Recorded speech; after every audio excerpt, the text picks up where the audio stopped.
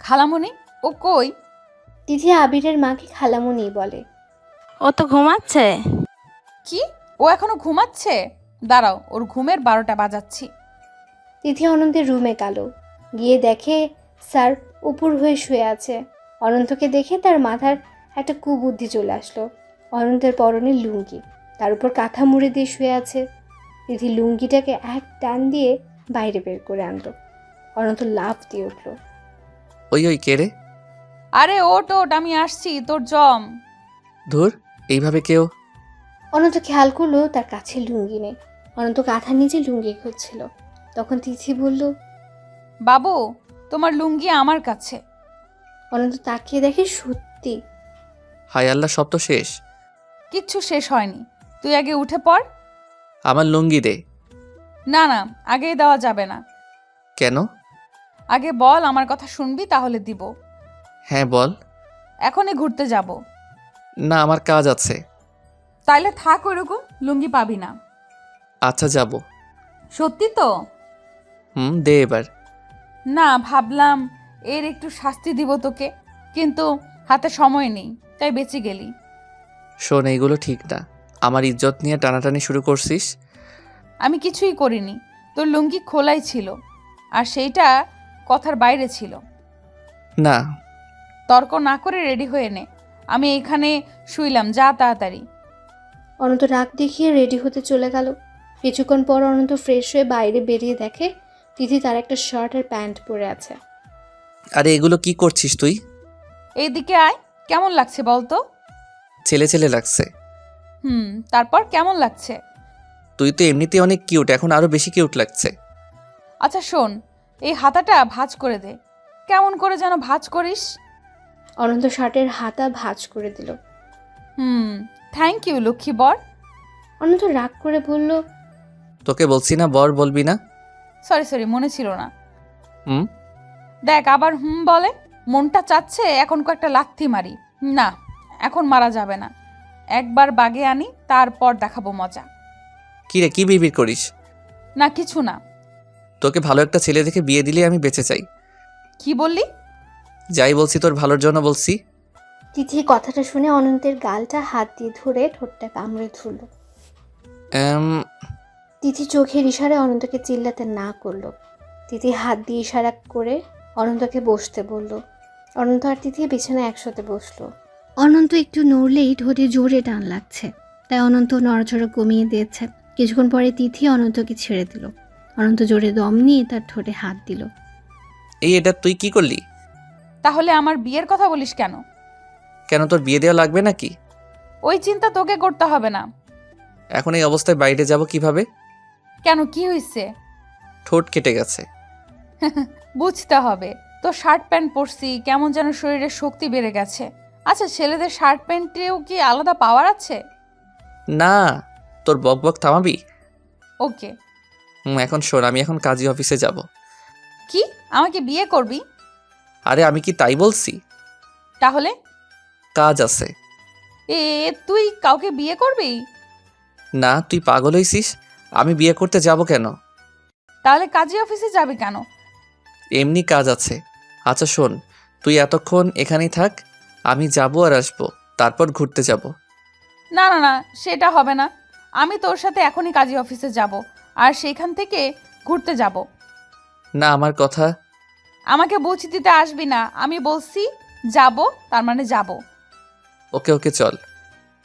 ছুটির দিনের সব সময়গুলো আমার, অন্য কোনো কাজে ব্যয় করতে পারবি না। ঠেকা। ঠেকা নাকি, তোরে পরে বোঝাবো, এখন চল। এভাবেই চলছিল দুজনের। যত রকমের পাগলামো আছে তিথি করে, আর অনন্ত সেগুলো সহ্য করে বলতে ভালোই লাগে তার। হঠাৎ একদিন অনন্ত জানতে পারলো যে আগামীকাল তিথির বার্থডে। এটা জানার পর অনন্ত ভাবতে শুরু করলো কিভাবে উইশ করবে। মেয়েটা এতদিন আমার জন্য অনেক কিছুই করছে, ওকে একটা সারপ্রাইজ দিবে। অনন্ত মনে মনে সব প্ল্যান করলো। সেদিন রাতে 10টার দিকে তিথি অনন্তকে ফোন করলো। হ্যালো। হ্যাঁ বল। কি করিস? এই তো অফিসের একটু কাজ করছি। খাওয়া হয়েছে? হ্যাঁ, তো রইছে। ঘুমাবি কখন? একটু পর। ওকে, তাড়াতাড়ি ঘুমিয়ে যা। তুই কি করবি? আমিও ঘুমাবো। ওকে। ওকে। এই শোন শোন। হ্যাঁ বল। না কিছু না। বল। না এমনি কিছু না, গুড নাইট। ওকে, গুড নাইট। তিথি ফোনটা কেটে দিল। এদিকে অনন্ত তো অফিসের কাজ করছে না। অনন্ত তিথির জন্য কিছু গিফট, একটা কেক আর কিছু জিনিস কিনেছে। সেগুলো গুছিয়ে ব্যাগে তুলছিল। তখন তিথি ফোন করছে। 11টার দিকে অনন্ত তার বাসা থেকে তিথির বাসায় যায়। বাসাটা আগে থেকে চিনত, আর তিথি কোন রুমে থাকে তাও জানে। অনন্ত গেট দিয়ে না প্রবেশ করে দেওয়াল টপকে ভেতরে গেল। তারপর একটা মই নিয়ে তিথির রুমের বারান্দায় গেল। মই আগে থেকে ছিল। অনন্ত খুব ধীর পায়ে তিথির রুমে প্রবেশ করলো, যাতে ওর ঘুম না ভেঙে যায়। অনন্ত দেখে তিথি ঘুমাচ্ছে। রুমের ভেতরে মৃদু আলো। সে আলোতে তিথিকে একটা পরীর মতো লাগছে। অনন্ত তার ব্যাগ থেকে কেকটা বের করে টেবিলের উপর রাখলো। তখন 11:30 বাজে। অনন্ত একবার ঘড়িটা নিয়ে ঝটপট রুম সাজানো শুরু করলো। অনেকগুলো বেলুন দিয়ে পুরো ঘর সাজিয়ে দিল। খুব ভালোই সাজানো হয়েছে। নিজের কাজটা একবার ভালোভাবে দেখে নিল সে। ভালোই সাজানো হয়েছে। এবার তিথিকে ডাকি, সময়ও বেশি নেই, আর 1 মিনিট। অনন্ত তিথির কাছে গেল। তিথির মাথায় হাত দিয়ে একটা ডাক দেয়। তিথি। এক ডাকে তিথি চোখ খুলল, কিন্তু নড়ল না। তিথি ভয় পেয়ে চিৎকার করতে যাবে, তখনই অনন্ত তার মুখ চেপে ধরল। এ কুত্তা, আমি অনন্ত।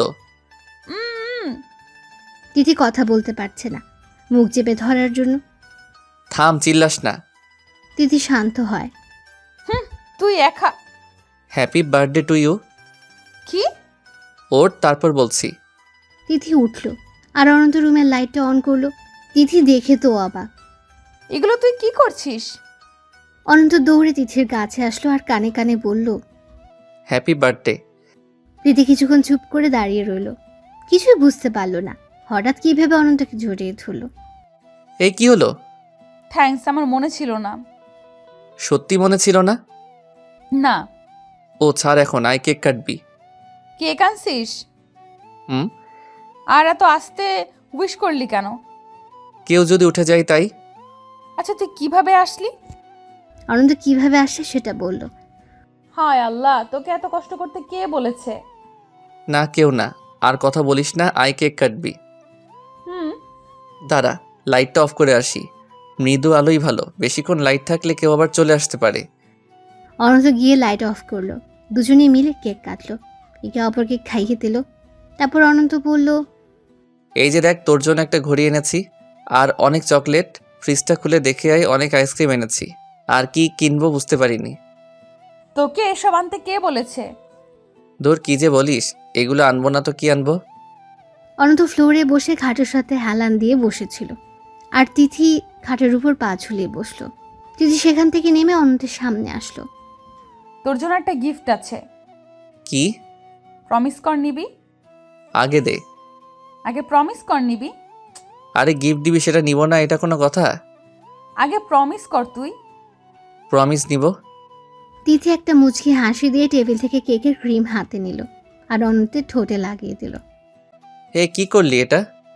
তিথি কিছু বলল না। তিথি অনন্তর গাল খুব শক্তভাবে ধরল আর তিথি ঠোঁট অনন্তের ঠোঁটে লাগিয়ে দিল। অনন্ত চোখ বড় বড় হয়ে গেছে। অনন্ত দিদিকে ছাড়িয়ে বলল। এটা কেন করছিস?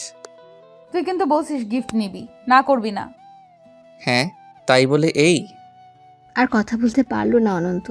কিছু সময় পর তিথি ছেড়ে দেয় অনন্তকে। তিথি বলল। আমাকে একটা গিফট দিবি? কি? আগে বল দিবি। না, তুই যা চাইবি সেটা নাও দিতে পারি। ওকে থাক, দিতে হবে না। ঘুমা এখন, আমি যাই। কই যাস?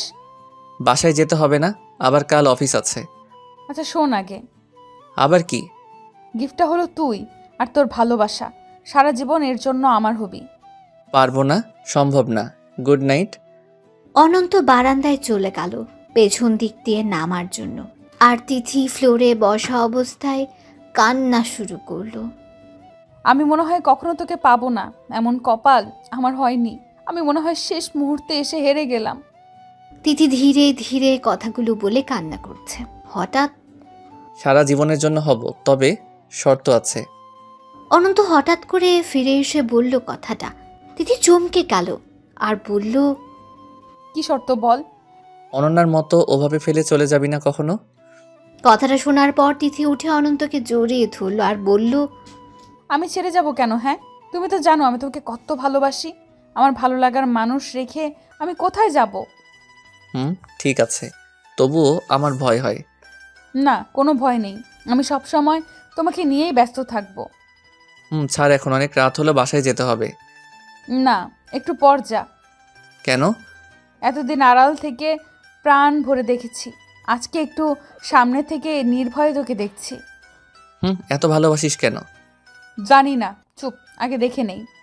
তিথি অনন্তের দিকে তাকিয়ে আছে, চোখের পলক ফেলছেই না। এই, হুম। আমি এখন যাই। ভোরের দিকে যাবে, অনেক রাত হয়ে গেছে। না, যেতে হবে, ভোরে কেউ দেখলে আবার কি না কি বলবে। কেউ কিচ্ছু বলবে না। আঙ্কেল আন্টি যদি জানতে পারে? ওনারা জানে যে আমি তোকে ভালোবাসি। কি তুই বলছিস? সেই জন্যই তুই বাসায় আসলে তোকে আদর যত্ন একটু বেশিই করে। আঙ্কেল সব জেনে মেনে নিল? আরে গাধা, সব বুঝিয়ে বলছি, না মেনে নেওয়ার কি আছে? হুম তোর আম্মুও জানে আমি তোকে ভালোবাসি। তুই আম্মুকে বলছিস? হ্যাঁ, আমি কাঁচা কাজ করি না, শুধু তোকে পটানোর অপেক্ষায় ছিলাম। যাক, শেষ পর্যন্ত পটে গেছিস। পটেছি। আমার অনেক পরিশ্রম হয়েছে, শুধু আসলে সব তুলে নিব। তাই? হুম। আচ্ছা, এখন ঘুম পাচ্ছে, কোথায় ঘুমাবো? আমার বিছানায়। না ভয় কিসের? না, আমি নিচে ঘুমাই, তুই উপরে। জি না, একসাথেই ঘুমাবো। না। আর একবার না বললে আমি কিন্তু চিল্লাবো। ওকে ওকে। দুজন বিছানায় গিয়ে দুপাশে শুয়ে পড়ল। তিথি দুষ্টুমি করে অনন্তের পায়ে একটা লাথি দিল। এই ঘুমে ডিস্টার্ব করবি না। কি করছি আমি? লাতালাতি করবি না। ওকে। ঘুমা। কিছুক্ষণ তিথি চুপ থাকলো। অনন্ত উপর হয়ে শুয়ে রইল। তিথি অনন্তের পিঠের উপর গিয়ে চিত হয়ে শুয়ে পড়ল। অনন্ত একটু ঘুমের ভান ধরল, কিছুই বলল না। তিথি মনে মনে ভাবছে অনন্ত মনে হয় ঘুমিয়ে গেছে, তাই অনন্তের পিঠের উপর আবার চিত হয়ে শুয়ে পড়ল আর অনন্তের গালে একটা গেস করলো। কি ম্যাডাম, ঘুমাতে দিবেন না? আচ্ছা, এভাবে যদি ঘুমাই তোমার কি সমস্যা হবে? এভাবে ঘুমাবে? হুম। আচ্ছা, তোমার যখন ইচ্ছা ঘুমাও এভাবে। তিথি অনন্ত দুজনই ঘুমিয়ে গেল। সকালবেলা তিথি উঠে দেখে অনন্ত বিছানায় নেই, তার মানে চলে গেছে। তিথি শুয়ে রাতের দৃশ্যগুলো মনে করলো আর মুচকি মুচকি হাসলো। দেখতে দেখতে একটা মাস চলে গেল। অনন্ত আর তিথির মধ্যে এখন কয়েকটা সম্পর্ক, প্রেম, বন্ধুত্ব, ঝগড়ার সময় চিরপ্রতিদ্বন্দ্বী, অফিসের বস, কিন্তু এখন বর বউ হওয়া বাকি আছে। তো একদিন অফিস শেষে দুজন একসাথে বাসায় ফিরছিল। জানিস, আজ রাতে 2টা আর্জেন্টিনার খেলা আছে। কিউট মেসি আজকে 2-3টা গোল অনায়াসে দিবে। ও তো বুড়ো ভাম একটা, ও দিবে গোল? সকাল 6টায় ব্রাজিলের খেলা আছে, দেখিস নেইমার গোল দিবে। তুই ওকে বুড়ো বললি কেন? বুড়োকে তো বুড়োই বলবো। তুই যেন কাকে সাপোর্ট করিস? ওই চামার নাকি নেইমার? ও হ্যাঁ, নেইমার। ও তো একটা শুটকি মাছ, ও তো বলই রিসিভ করতে পারে না। ওদের কথা বাদ দে, তুই কেমন পারিস সেটা বল। তোর থেকে ভালো পারি, এটা শিওর। আমি তোর থেকে ভালো পারি, তুই তো ফুটবলই চিনিস না, তুই খেলবি ফুটবল? ঝগড়ার এক পর্যায়ে তিথি বলল, বিয়েটা হোক, তোরে আমি বোঝামু চান্দু ফুটবল খেলা কাকে বলে। আরে যা যা, তুই কি করতে পারবি সেটা আমার জানা আছে। তিথি অনন্তের কলার ধরল আর বলল, কাজ আর হয়রানি কাকে বলে তুই দেখবি। তোর মাথায় সমস্যা হয়েছে, বাসায় গিয়ে পানি ঢাল যা। অনন্ত এটা বলে তার বাসার সামনে নেমে গেল। তিথি রেগে মেগেই তার বাসায় গেল। রাগের কারণে তিথি অনন্তকে আর ফোন দিল না, অনন্তও দেয়নি। পরদিন সকালবেলা অনন্ত অফিসে যাওয়ার জন্য রেডি হয়েছে, এখন বের হবে। তখনই একজন চলে আসে। আপনি আপনি এখানে কেন? সরি, আমাকে মাফ করে দাও। অনন্যা ফিরে আসছে, এসে অনন্তের পায়ে ধরল। আরে ওঠেন ওঠেন, আপনি দোষ করেননি, আপনি মাপ চাইছেন কেন? আমার ভুল হয়ে গেছে। আরে আপনি কে? আর আপনাকে চিনি না, এসে মাপ চাইছেন আমার কাছে? আপনি তো দোষই করেননি। অনন্তের বাসা অনন্যা আসছে, সবাই অবাক হয়ে দেখছে। কতজন ফিসফিস করে কথা বলছে। কথা বলতে বলতে তিথি আসলো অনন্তের রাগ ভাঙানোর জন্য। এসে দেখে অনন্যা চলে এসেছে। অনন্যাকে দেখে তিথির একটু ভয়ই লাগলো। আপনি চলে যান এখান থেকে। এরপর কি হয়েছে জানতে চাইলে সাবস্ক্রাইব করে পাশে রাখা বেল আইকনটি বাজিয়ে রাখুন পরবর্তী পার্ট মিস না করতে চাইলে। ধন্যবাদ সবাইকে আমাদের পাশে থাকার জন্য।